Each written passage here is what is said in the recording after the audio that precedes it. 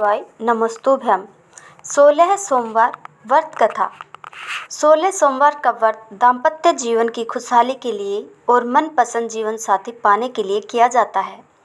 ऐसी मान्यता है कि 16 सोमवार के व्रत का आरंभ श्रावण मास से करें तो यह और भी फलदायी होता है।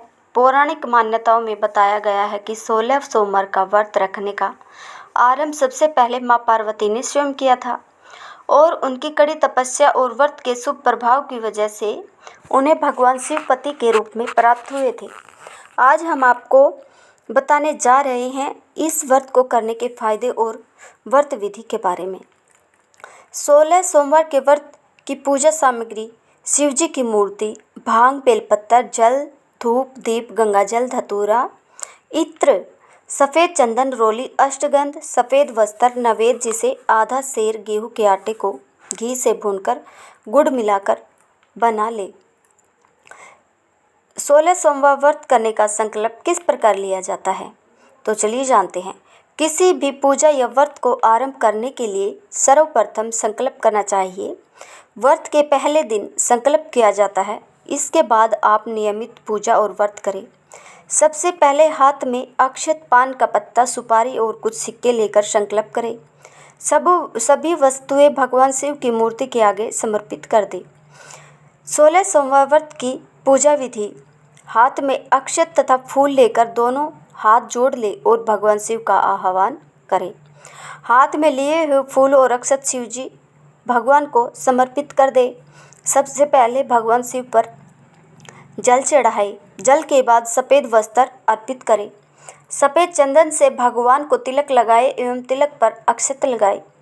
सफ़ेद पुष्प, धतूरा, बेलपत्र, भांग एवं पुष्पमाला अर्पित करें। अष्टगंध धूप अर्पित कर दीप दिखाएं। भगवान को भोग के रूप में ऋतु फलिया, बेल और नैवेद्य अर्पित जरूर करें। 16 सोमवार व्रत कथा हम पढ़ने जा रहे हैं। एक बार शिवजी और माता पार्वती जी मृत्युलोक पर घूम रहे थे। घूमते घूमते वो विदर्भ देश के अमरावती नामक नगर में पहुँचे। उस नगर में एक सुंदर शिव मंदिर था, इसलिए शिवजी पार्वती जी के साथ वहाँ रहने लग गए। एक दिन बातों बातों में पार्वती जी ने शिवजी को चोरस खेलने को कहा। शिवजी राजी हो गए और चोरस खेलने लग गए। उसी समय मंदिर का पुजारी दैनिक आरती के लिए आया। पार्वती ने पुजारी से पूछा, बताओ हम दोनों में चोरस में कौन जीतेगा। वो पुजारी भगवान शिव का भक्त था और उसके मुंह से तुरंत निकल पड़ा, महादेव जी जीतेंगे। चोरस का खेल खत्म होने पर पार्वती जी जीत गई और शिव जी हार गए। पार्वती जी ने क्रोधित होकर उस पुजारी को श्राप देना चाहा, तभी शिव जी ने उन्हें रोक दिया और कहा कि ये तो भाग्य का खेल है, उसकी कोई गलती नहीं है। फिर भी माता पार्वती ने उसे कोढ़ी होने का श्राप दे दिया और उसे कोढ़ हो गया। काफ़ी समय तक वो कोढ़ से पीड़ित रहा। एक दिन एक अप्सरा उस मंदिर में शिव जी की आराधना के लिए आई और उसने उस पुजारी के कोढ़ को देखा। अप्सरा ने उस पुजारी को कोढ़ का कारण पूछा तो उसने सारी घटना उसे सुना दी। अप्सरा ने उस पुजारी को कहा, तुम्हें इस कोढ़ से मुक्ति पाने के लिए 16 सोमवार का व्रत करना चाहिए। उस पुजारी ने व्रत करने की विधि पूछी। अप्सरा ने बताया, सोमवार के दिन नहा धोकर साफ कपड़े पहन लेना और आधा किलो आटे से पंजीरी बना देना। उस पंजीरी के 3 भाग करना। प्रदोष काल में भगवान शिव की आराधना करना। इस पंजीरी के 1/3 हिस्से को आरती में आने वाले लोगों को प्रसाद के रूप में देना। इस तरह 16 सोमवार तक यही विधि अपनाना। 17वें सोमवार को 1/4 गेहूं के आटे से चूरमा बना देना और शिव जी को अर्पित कर दोनों लोगों में बांट देना। इससे तुम्हारा कोढ़ दूर हो जाएगा। इस तरह 16 सोमवार व्रत करने से उसका कोढ़ दूर हो गया और वो खुशी खुशी रहने लगा। एक दिन शिव जी और पार्वती जी दोबारा उस मंदिर में लौटे और उस पुजारी को एकदम स्वस्थ देखा। पार्वती जी ने उस पुजारी से स्वस्थ लाभ होने का राज पूछा। उस पुजारी ने कहा, उसने 16 सोमवार व्रत किए जिससे उसका कोढ़ दूर हो गया। पार्वती जी इस व्रत के बारे में सुनकर बहुत प्रसन्न हुई। उन्होंने भी ये व्रत किया और इससे उनका पुत्र वापस घर लौट आया और और आज्ञाकारी बन गया। कार्तिकेय ने अपनी माता से उनके मानसिक परिवर्तन का कारण पूछा, जिससे वो वापस घर लौट आई। पार्वती ने उन्हें इन सब के पीछे 16 सोमवार व्रत के बारे में बताया। कार्तिकेय यह सुनकर बहुत खुश हुए। कार्तिकेय ने अपने दूर गए ब्राह्मण मित्र से मिलने के लिए उस व्रत को किया और 16 सोमवार होने पर उनका मित्र उनसे मिलने विदेश से वापस लौट आया। उनके मित्र ने इस राज का कारण पूछा तो कार्तिकेय ने 16 सोमवार व्रत की महिमा बताई। यह सुनकर उस ब्राह्मण मित्र ने भी विवाह के लिए 16 सोमवार व्रत रखने के लिए विचार किया। एक दिन राजा अपनी पुत्री के विवाह की तैयारी कर रहा था। कई राजकुमार राजा की पुत्री से विवाह करने के लिए आए। राजा ने एक शर्त रखी कि जिस व्यक्ति के गले में हथनी वरमाला डालेगी, उसके साथ ही उसकी पुत्री का विवाह होगा। वो ब्राह्मण भी वही था और भाग्य से उस हथनी ने उस ब्राह्मण के गले में वरमाला डाल दी और शर्त के अनुसार राजा ने उस ब्राह्मण से अपनी पुत्री का विवाह करा दिया। एक दिन राजकुमारी ने ब्राह्मण से पूछा, आपने ऐसा क्या पुण्य किया जो हथनी ने दूसरे सभी राजकुमारों को छोड़कर आपके गले में वरमाला डाली? उसने कहा, प्रिय, मैंने अपने मित्र कार्तिकेय के कहने पर 16 सोमवार व्रत किए थे। उसी के परिणाम स्वरूप तुम लक्ष्मी जैसी दुल्हन मुझे मिली हो। राजकुमारी यह सुनकर बहुत प्रभावित हुई और उसने भी पुत्र प्राप्ति के लिए 16 सोमवार का व्रत रखा। फलस्वरूप उसके एक सुंदर पुत्र का जन्म हुआ और जब पुत्र बड़ा हुआ तो पुत्र ने पूछा, माँ, आपने ऐसा क्या किया जो आपको मेरे जैसा पुत्र मिला? उसने भी पुत्र को 16 सोमवार व्रत की महिमा बताई।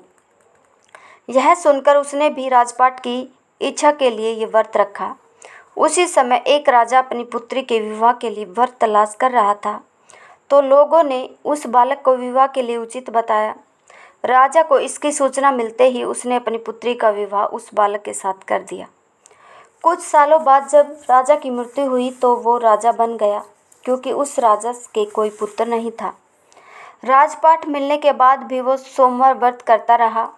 एक दिन 17वें सोमवार व्रत पर उसकी पत्नी को भी पूजा के लिए शिव मंदिर आने को कहा, लेकिन उसने खुद आने के बजाय दासी को भेज दिया। ब्राह्मण पुत्र के पूजा खत्म होने के बाद आकाशवाणी हुई, तुम अपनी पत्नी को अपने महल से दूर रखो वरना तुम्हारा विनाश हो जाएगा। ब्राह्मण पुत्र ये सुनकर बहुत आश्चर्यचकित हुआ। महल वापस लौटने पर उसने अपने राजदरबारियों को भी ये बात बतलाई तो राजदरबारियों ने कहा कि जिसकी वजह से ही उसे राजपाट मिला है वो उसी को महल से बाहर निकालेगा। लेकिन उस ब्राह्मण पुत्र ने उसे महल से बाहर निकाल दिया। वो राजकुमारी भूखी प्यासी एक अनजान नगर में आई। वहाँ पर एक बूढ़ी औरत धागा बेचने बाजार जा रही थी। जैसे ही उसने राजकुमारी को देखा तो उसने उसकी मदद करते हुए उसके साथ व्यापार में मदद करने को कहा। राजकुमारी ने भी एक टोकरी अपने सर पर रख ली। कुछ दूरी पर चलने के बाद एक तूफान आया और वो टोकरी उड़कर चली गई। अब तो बूढ़ी औरत रोने लग गई और उसने राजकुमारी को मनहूस मानते हुए चले जाने को कहा। उसके बाद वो एक तेली के घर पहुंची। उसके वहां पहुंचते ही सारे तेल के घड़े फूट गए और तेल बहने लग गया। उस तेली ने भी उसे मनहूस मानकर उसको वहां से भगा दिया। उसके बाद वो एक सुंदर तालाब के पास पहुंची और जैसे ही पानी पीने लगी उस पानी में कीड़े चलने लगे और सारा पानी धुंधला हो गया। अपने दुर्भाग्य को कोसते हुए उसने गंदा पानी पी लिया और पेड़ के नीचे सो गई। जैसे ही वो पेड़ के नीचे सोई उस पेड़ की सारी पत्तियां झड़ गई। अब वो जिस पेड़ के पास जाती उसकी पत्तियां गिर जाती थी।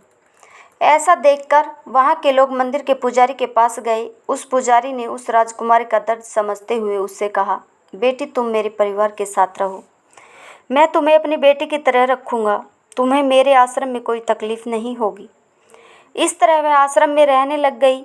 अब वो जो भी खाना बनाती या पानी लाती उसमें कीड़े पड़ जाते थे। ऐसा देखकर वो पुजारी आश्चर्यचकित होकर उससे बोला, बेटी, तुम पर ये कैसा कोप है जो तुम्हारी ऐसी हालत है। उसने वही शिव पूजा में ना जाने वाली कहानी सुनाई। उस पुजारी ने शिव जी की आराधना की और उसको 16 सोमवार व्रत करने को कहा, जिससे उसे ज़रूर राहत मिलेगी। उसने 16 सोमवार व्रत किया और 17वें सोमवार पर ब्राह्मण पुत्र उसके बारे में सोचने लगा। वह कहाँ होगी, मुझे उसकी तलाश करनी चाहिए, इसलिए उसने अपने आदमी भेजे। अपनी पत्नी को ढूंढने को कहा। उसके आदमी ढूंढते ढूंढते उस पुजारी के घर पहुंच गए और उन्हें वह राजकुमारी का पता चल गया। उन्होंने पुजारी से राजकुमारी को घर ले जाने को कहा, लेकिन पुजारी ने मना करते हुए कहा, अपने राजा को कहो कि खुद आकर इसे ले जाए। राजा खुद वहां पर आया और राजकुमारी को वापस अपने महल ले आया। इस तरह जो भी यह 16 सोमवार व्रत करता है उसकी सभी मनोकामनाएं पूर्ण होती है। अगर आपको यह कथा पसंद आई हो तो इस वीडियो को ज़्यादा से ज़्यादा शेयर करें ताकि और लोग भी इस कथा का लाभ उठा सकें। और यह वीडियो पूरी वॉच करने के लिए आप सभी लोगों का हम तहे दिल से धन्यवाद करते हैं।